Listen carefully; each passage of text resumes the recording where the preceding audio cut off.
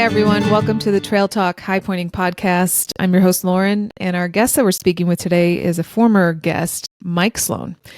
Mike Sloan is the author of the book Bear Attacks, Dog Teams, and a Sinking Boat and Other Life Lessons.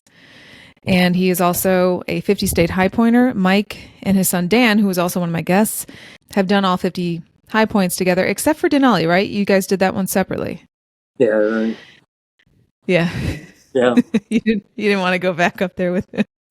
Well, no, I don't know if he wanted to go back. He wouldn't want to go back up, but yeah, it was a timing issue, and I couldn't take the time off and all that kind of stuff. And Yeah. that was all right. So Mike is also a pastor in Talkeetna, and he does a lot of work with young adults all around the world. And in his book, I will put a link to where you can buy his book.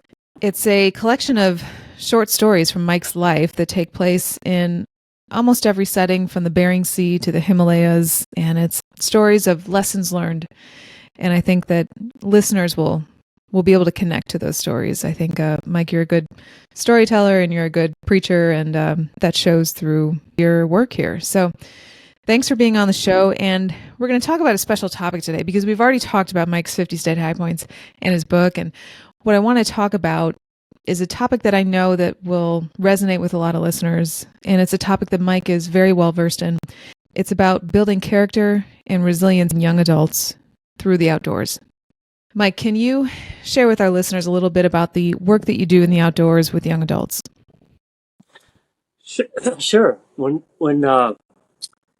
we lived in the Himalayas in Nepal for 4 years, my family, my wife, and my 2 sons, and stuff like that. And when we got back after 4 years, I went to Wheaton and get my master's in education. And I would say Wheaton is what really changed my focus on philosophy of ministry to really more how can I develop people. And what I saw is the importance of developing character in young people, especially because I just saw that as a big need to do something. I just didn't want to preach. I just didn't want to give information for intellectual kind of capacity thing. I wanted to do something real and life-changing. And I saw how the outdoors had really developed character in me because I was Boy Scouts and I was in this and that. And then I was a logger and I was climber, whatever. And so it really developed a lot of character in me that became useful later in life. And so when I got out of Wheaton, I started trying to develop character in young people. And I used the outdoors and I just started developing outdoor programs for that. And it really does do that because my question was to me was how was I going to develop young people that would become risk takers? And when you talk about character, we're talking about character, but let's put it another way too, and that is how can we develop people that don't avoid risk but can really, accept risk and do that. And so that became one of my things to do when I would work with young people, and I used the outdoors to do that. It became a perfect classroom. It's more because I'm a practical guy, and I just didn't like the idea of just preaching or giving information and so I wanted to do something that was practical. So I started the outdoors, and this, after 40 years of it, 35 years of it, it's turned out to be, true. And I've gotten and I shared an email with you from somebody that just texted me last couple weeks ago that they were reflecting back and just really appreciated the time and the things I did with them in the outdoors and developing character and how that became important in their life later on. And so anyway, those things kind of are always an encouragement to get. But, what I realized was if you're going to develop people that can take risks or character, how can we do that? And because it's more than just a simple outdoors thing. What we actually are doing is we're actually developing the neurological responses to handle risk and challenges. And because when you expose somebody to a new risk, it actually builds new neurological frameworks in your brain to handle that risk. And so you can build more and more of that. Kind of like building muscles. When you build muscles and you work out all the time, you build muscles because the strain on the muscles produces more muscles, right? So what kind of risks are these kids taking? Well, it's not so much a risk as it is getting into something that they're not in control of. And okay. And I did the same thing with dads because I would do father, son, daughter canoe trips for 8 days in Canada on this place up there, Bower Lakes, which is perfect. And none of these dads had done that. For them, it was a new thing to go out for 8 days with their kid. Both of them are just dumb as a rock when it comes to canoeing on expedition. Yeah, everybody goes out of Coleman on a lake, but nobody really knew how to canoe. Mm-hmm. And so it was a learning time for both of them. And what would happen was they would both develop a team thing on it, because the dads, they tried to act like they knew what they were doing, but they didn't. I'd give them one day to paddle, their zigzag course on the lake and yell at their kid in the front because they're not going straight, And then the second day I would teach them how to canoe and how the back guy can control the boat with the J stroke and blah, blah, blah. Well, then they worked as a team, and after 8 days, man, they were a team. And it was an unknown thing and for both of them. And so when you do that, well, let me show you. Can I show you? I don't know. I hope you can see this. Can you see this? Yeah. Yeah, let's put it this way. This is the secure area where you live in each day, and then we're going to put a thing over here called chaos. In other words, that's what you don't know how to cope with, and it's all new to you and stuff like that. But when you take somebody into that chaos, in other words, a new experience or a new thing, you're going into that chaos, and they're learning how to cope with something they never realized they could do before. Mm-hmm. And so, and that builds the character, that builds the ability to take risks because they're developing the ability to accept that risk from little steps, you might say. And let me say that this area is so crucial because this unlocks the potential future that they have. Not this area so much because they can live with that daily, and sit back and watch their video games and, eat Dorito, chips as they watch some football game or something when they get older. Yeah. But it doesn't really develop them, Right. So when you get somebody into this area, chaos, or the area that they're not used to, that develops the ability in their neurological senses to say, yeah, I can do that tomorrow because I did that. And so it actually builds the ability to handle more risk. And let me just say again that this unlocks the future potential in every person. Not this so much, but this. And so how can we develop people that aren't afraid of stepping into chaos and being able to grow from that, and I'll give you an example.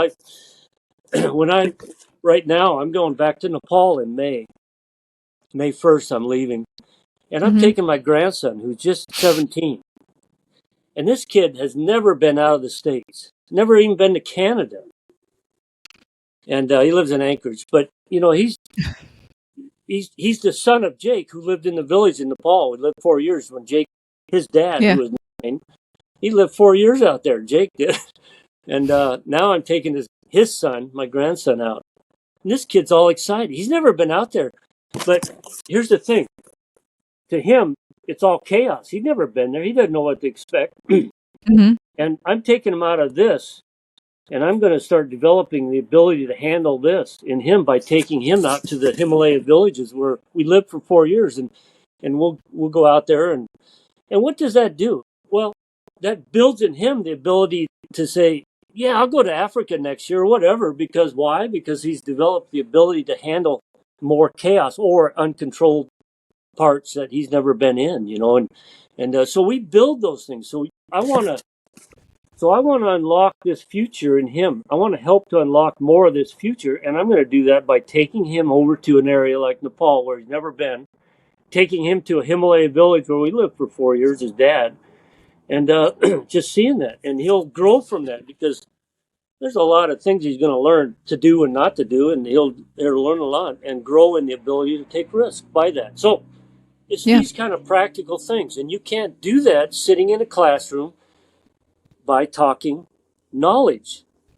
It's going out, and there's a term for that in the educational area. It's called zone of proximal development, and that's a zone where proximal development, where they need help. They don't know any of this stuff, and they need somebody to take them into that zone and to develop that ability to cope with that zone. And it's called the zone of proximal development. And so he wouldn't go to Nepal. He wouldn't go out to the Himalayas where we lived in the middle of Nepal by himself. And so I'm going to take him out there to do that. I help that. And that's the role that I think we as older people taking these people is, how can I help him? And so I can help him by doing this, because he would never do that on his own. So I'm gonna be an active agent to see him tackle that zone. Is there ever an age where they're just too old? You find it's more difficult? No, I don't think so at all. Because like I said, I used to do these father-son canoe trips, and these dads, they were developed by that. I would take these dads and show them how to canoe, show them how to expedition canoe, not just go on a lake and on a Coleman, but go on an expedition for 8 days. And man, they would learn, and then all of a sudden they were buying better canoes, and they were doing that stuff, because they learned. It's something they would never have done. And I used to do the Yukon when I moved to Alaska. Been up there 20 some years now, but I do the Yukon River from Dawson City in the Yukon to Eagle, Alaska, about 100 some miles on the Yukon. And these guys had never done that. And by the time they were done, man, they were doing all kinds of stuff, more unleash that potential. Of course, not everybody's going to become a canoeist, but I'll share that one thing I shared with you before, because what was a big change for me in my thinking and philosophy of ministry was at Wheaton College when we were there, which is south of Chicago, in the south of Chicago, in the suburbs there. But it's a rich suburbs, and Wheaton College sits there. And when I was there, there's what they call the Wheaton Path, or a Prairie Path, and the Prairie Path goes for about 40 some miles through the suburbs. It's kind of restored vegetation of the prairies and whatnot. But it's about, it's got a path about 5 feet wide, and then 10 feet on each side is prairie restored vegetation things. But on the other side of that is the suburbs. It just goes through the suburbia, basically. But you could walk it for quite a ways and feel like you were really, really out there. But here's what I'd learned, and this became an eye-opener for me. When I met somebody on that prairie path, you'd always say hi, hello, and smile and all that. But I realized that if I was 10 feet over on that cul-de-sac, they wouldn't even look at me. And that became a milestone for me in ministry, because I thought to myself, what is the difference? Why on that prairie path would they say hi? Why, if I was over in that cul-de-sac on that street, they wouldn't even look at me? And you probably know the answer, because I've asked you before, so I won't ask you. But the thing I learned was, you are sharing the identity of a unique experience. Mm-hmm. And that's why motorcycle clubs, or when I'm driving down lower 48 with my Alaska plates on my car, which I have here, I'll always find a note. If I'm at Walmart, I find a note from somebody, hey, we lived in Alaska back so long ago, blah, blah, blah, and whatever. And like I said, they would never do that if I was from Missouri. Nobody would care. But Alaska is different. Alaska has unique experience. And if you identify in that, you got a club. And sewing clubs do that, motorcycle clubs do that, RV clubs, you can get in all kinds of clubs. And by the way, that's what makes crime so hard, because if you can do crime and form that identity too in that relationship, which makes it tighter. Mm-hmm. But so I thought to myself, how can I do that in ministry? How can I have a father, son, daughter form that kind of that identity or that purpose over a task? And it became a task. And so I thought, well, I'll use the outdoors, because that is challenging, and it is uplifting for the kids to build the ability to handle risk, and for the dad also, and it bonds the two together as they're going through this risk together. Mm-hmm. The challenges of the outdoor trip. And it really worked, because I've still connected with about all those kids from 35 years ago, and all the ones I've done these trips with. It forms that bond. And I've said before, but the military does that too. When you have that shared identity of that unique experience, you've got a different connection there than I do, having never been in the military and my whatever. So it's just how we work.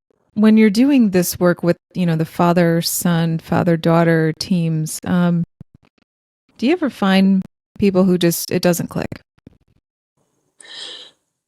Well, I can't think of any, really. I mean, I can't say is what they do when it's over, but I really zeroed in on. I had doctors and lawyers and bankers. I did it for years and years and years, and then I had all kinds of different different people from different economic, statuses in the culture. But the one thing I noticed was they all went through their workaholic 30 years, and then they felt like they were not connected with their kids. And so I did these trips, and time again, I tell you, I can't tell you how many times this happened.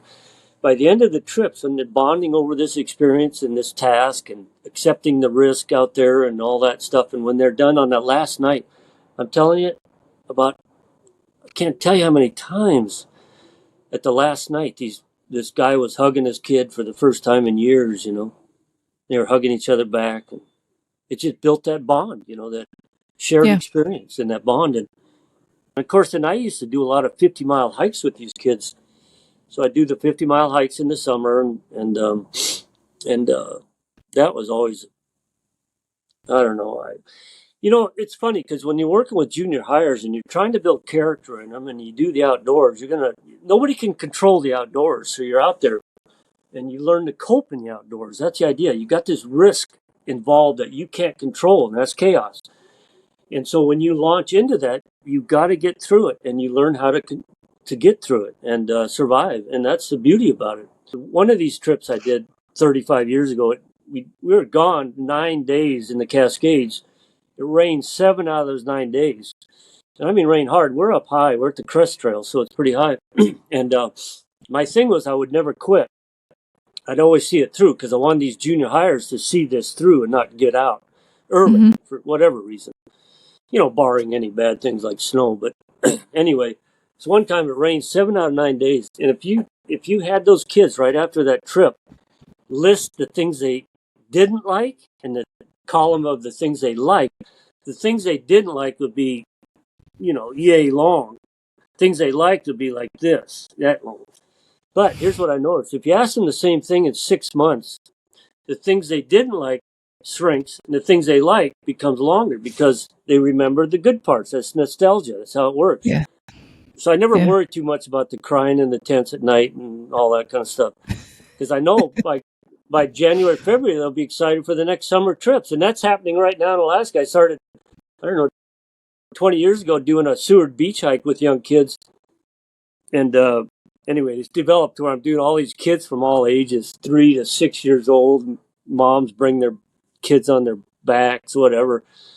And these kids the first time had a hard time. But I tell you right now, they're all excited about it, including my grandsons who are 6 years old. I've been taking them for 2 years. I just saw him. I said, "You excited about it?" "Yeah." I just smiled and just can't wait. And a lot of it's because of social interaction they have with all these kids now, because there'd be 20, 30 kids on this trip now. But the point is that this kid, when he first went, my grandson, he was 5, and it was a new thing for him. And he went out, and it was great. We saw whales, we saw it all. We hiked out to 6 miles, and now he just beams about it. He's just excited about it. So that's why I say that this is where the future lies. And so when you start on the small hikes, this future becomes, who knows what it's going to become, but that's how we can help develop people who aren't afraid to take risks by taking them out. That zone of proximal development. For kids that don't live in Talkeetna, Alaska, and that don't have you as a pastor, what can parents do that are listening, let's say? You know what? Same kind of thing. Start taking them out to things they've never done, where it takes you to take them. That's the idea. And so you get them in that zone where you have to lead them, where they couldn't do it without you, kind of thing. That, hey, I want to show you a skill, I want to teach you something, and Molly and I, when we first got married, we built our first log cabin and up north of Mount Rainier, and I didn't know how to do that. I had to have somebody help me and show me, and yet when you do that, all of a sudden unleash the thing. So we built another one when we moved above Spokane, 5-bedroom log cabin. Well, it took somebody to help, something to help me start the first time. Well, that's often what happens. And so we as parents, we have to start thinking, how, in terms of this, how can I develop the risk-taking ability in my young person? And it's not going to be by going to those stupid Six Flags or Seven Flags, whatever they call them. carnival rides, and I'll tell you why, because it's not a big deal. Okay, it gives you a little rush at the time, but everybody does that. Who cares? Hmm. And that's forgotten about. But if you do something that develops character, they never forget that because it becomes a very substantial part of their human development and their character. And so that's just different than the thrills of a ride, you know. And For kids that maybe don't have both parents living at home and are split between a couple different homes, what can people do for them? What can their well, parents let do me. for them? Or maybe if they don't have parents who are involved, how do they get that in their Well, you lives? know, that's where Boy Scouts can come in. That's where a lot of different groups can come in. Yeah. But I'll just say this: that the person who got me into the outdoors was my uncle. Uncle Mm-hmm. Ray, because my mom and dad split up and blah blah blah. So we lived with him, and he got me into the Boy Scouts because his kids were, and he started me hunting and skiing and fishing. Mm-hmm. And so often I've taken kids that don't have dads. That's pretty common, actually, you know. But I found that the uniqueness about the church that I do is that we can fulfill that role a lot of ways by taking these kids out. And so I take them out without dads. I'm on a 50-mile hike. I'm the only one. And I'm going to have 12 kids with me, the only adult. Some would say I'm not an adult yet, but but you know what I'm saying. There's lots of potential for Mm-hmm. people to meet the needs of these kids, to take them out without dads, and I often get guys to do that. And you know, I did a class one time. I didn't say this to you last time, but I'll say it now. I did a class one time. Well, I had a guy to a class one time. He was an auto mechanic.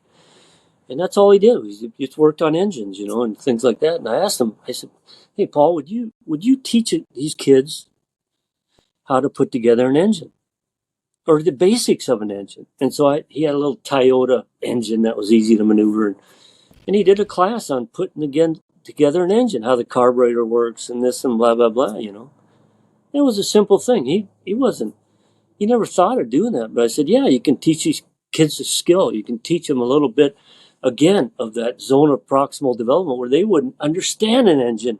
And all of a sudden you're opening that whole thing up to them. Well, hey, that's not all that complicated. You got this and that and this, you know, and it worked well. And so there's all kinds of potential on that, you know, Mm-hmm. that a person can explore. But I think the main thing is kids are really a lack of practical skills these days. They've got a lot of stuff on obviously the phones and the games and blah Mm-hmm. blah that. But you know, for we used to take them out and teach them the basics of electrical. And I used to do a year-long discipleship course up in Talkeetna, and the kids would come up. These are 19-year-olds. They would come up, and the first thing they did was they had to build the cabin to live in through the winter.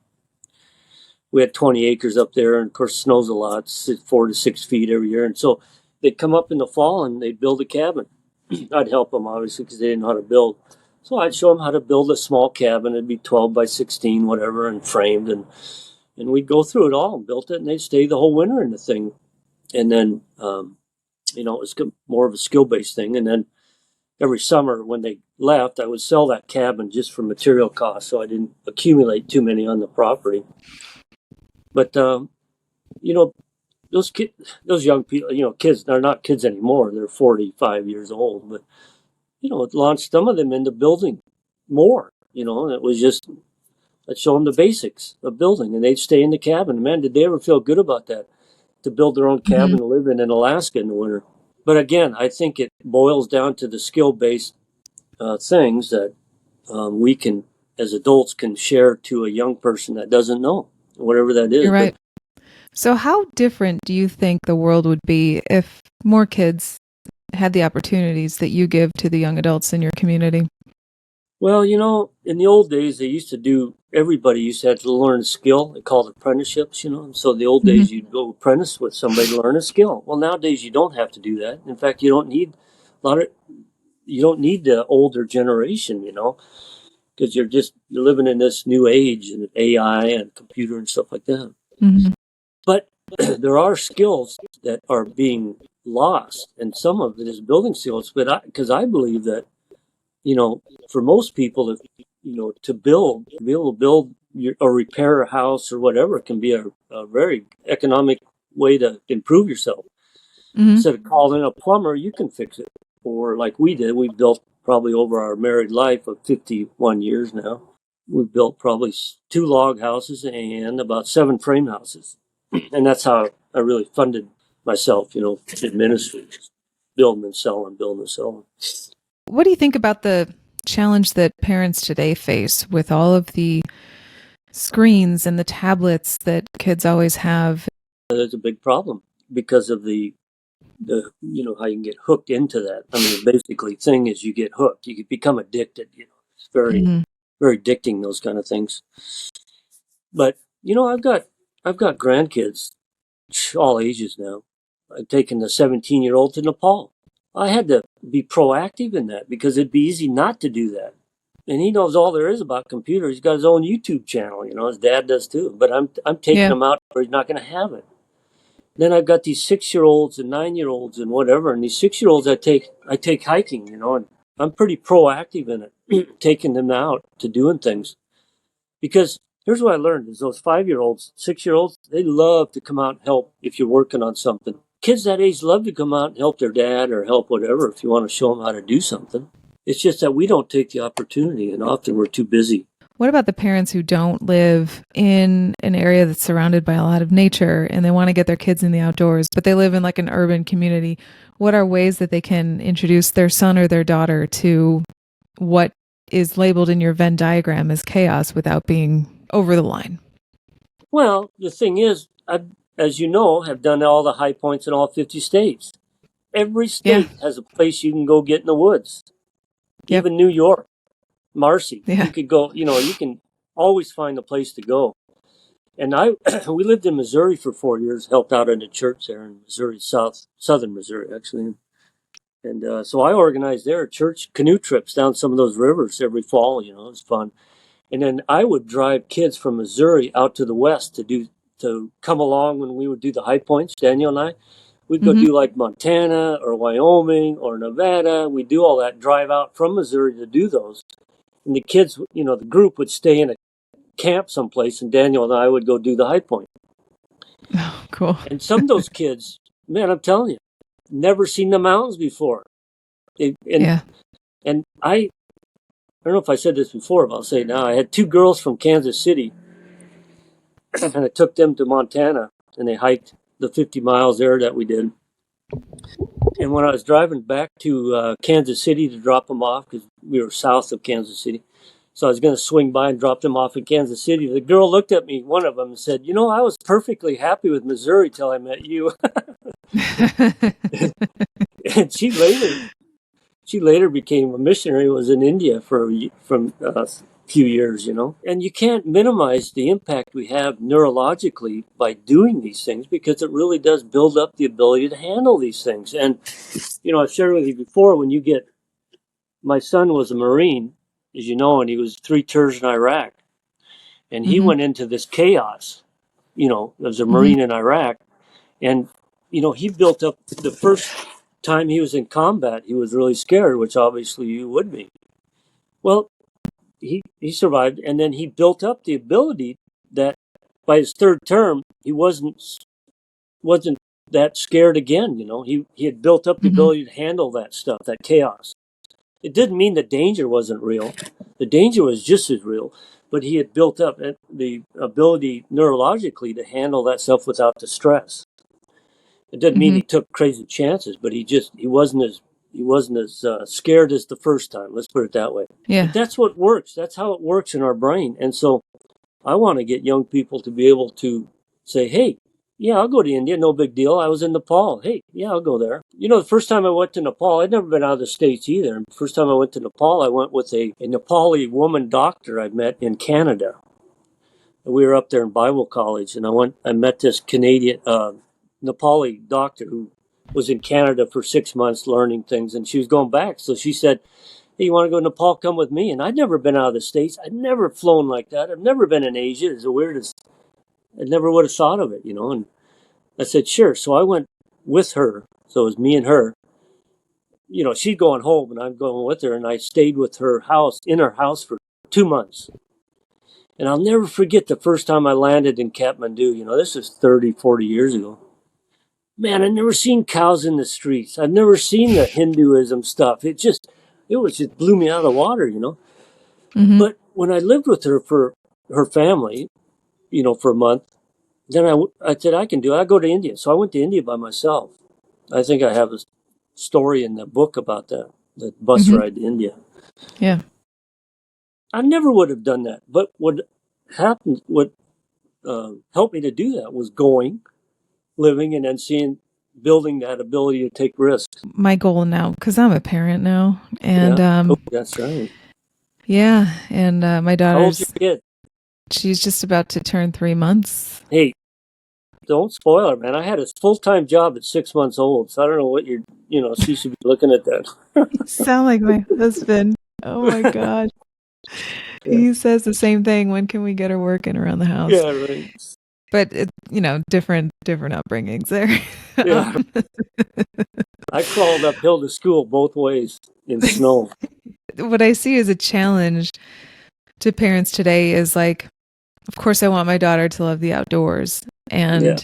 I want her to love it for the right reasons. And I don't want her to have, this Instagram account. Well, she's not going to, because she's not going to have a smartphone for a while. But, I don't want her to like get out in the outdoors just to take a cool picture and to show people. Yeah. Because as you mentioned, that's not what they remember. I want her to experience nature and test her own boundaries in nature for herself, and not to put something on Instagram. Well, I'll tell you how to do that. Don't pick the day trips. You pick a 50-miler. That takes you 6-7 days. Oh yeah, It's just not you're a day right. trip. It's the day trips that you see Day on, trip. Yeah, on just go up, take Instagram. your pictures, and come home. A Yeah, 50-miler, that's you right. got to pack everything. You're out for 6, 7, 8 days, whatever, and that becomes the ability to handle risk, because you're That's a good seeing point. it through, and you start from the beginning to the end, and you're going to have the challenges of the rain or whatever it is, And Yeah. so, Well, I also want her to be able, when she's older, take a picture of a mountain or a lake or something like that, and not look at the picture and go, "Oh no, that picture wasn't good enough. I need to take another one." You don't, because whatever you took a picture of, it's perfect. The quality of your picture is debatable, but who cares? I want her to look at whatever it is that's in front of her, and not think, what will everyone else that follows me think of this? Well, and when you're in the outdoors for as many years like my son was, Daniel, you develop a love for the outdoors. Yeah. I'd never gotten out of the outdoors. I mean, I grew up in the Boy Scouts, started climbing in high school, and then got married and I worked in the woods.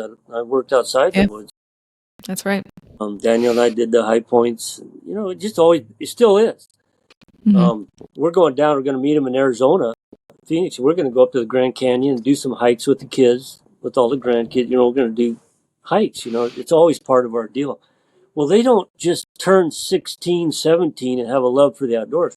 They've got to be brought into it. And 12, 11, 6, they're just doing it all the time. And then it just becomes part of them, And you take a 16-year-old out there in the rain for 7 days, and they're going to be crying every night that you ruined their life, but if they grow up doing it, they'll just accept that as normal, the risks, and how to get through it. A lot of parents think like, well, my child plays sports, so that's competition, that's out of their comfort zone. Check that box. Well, what do you think about that? And sports can be good. That can build character. Of course. And there's nothing wrong with sports. But here's my problem. Who are you sharing that unique identity with? Mm-hmm. The team. Yeah. And that's okay, Parents, you want to form that unique identity through experiences. Mm-hmm. Because I've done a lot of funerals, 40 years, and I'll tell you what, you can tell the ones that had a lot of impact with their kids, because everybody always shares memories. And I've been at some funerals where there's hardly any memories, except he bought me some candy when I was a kid or something. Then Wow. I've been, and some were angry, and then I've been to some funerals where you can't there's a line of people trying to get up and share about the memories that they have of this person with him. Yeah. They don't get up and talk about their basketball team and games. They talk about the memories they had with that person. Mm-hmm. And so, yeah, sports are great. I think sports can be really helpful in a lot of ways. But who are you sharing that unique experience with? It's a team. And the parents aren't out there doing it. It's that team, and that's okay.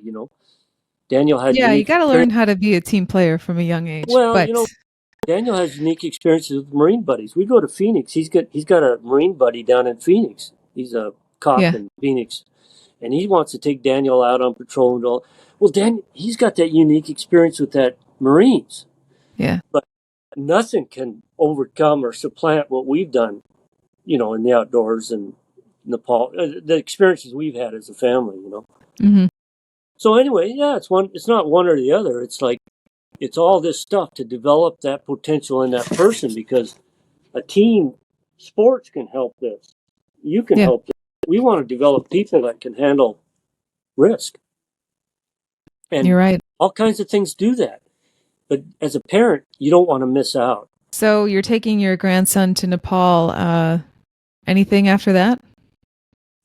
Well, then summer hits in Alaska, and we're pretty busy all summer, as you know, with our B&Bs and stuff. But we have That's B&Bs. right. You have an Airbnb in Talkeetna with a perfect view of Denali.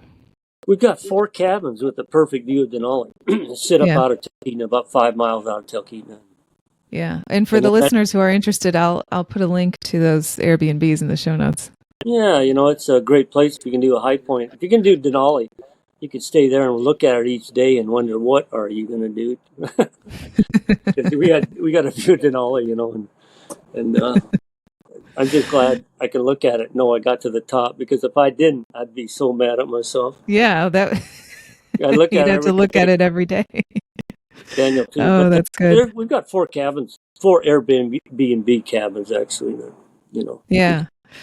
Well, That's Mike, this has been really good. Thanks for all your wisdom, and that's what this is. This is wisdom learned from your life of, gosh, you've had so much adventure. You played so many different roles, and thanks for offering everything in the form of your book, on my podcast, in what you do in your community and at your church.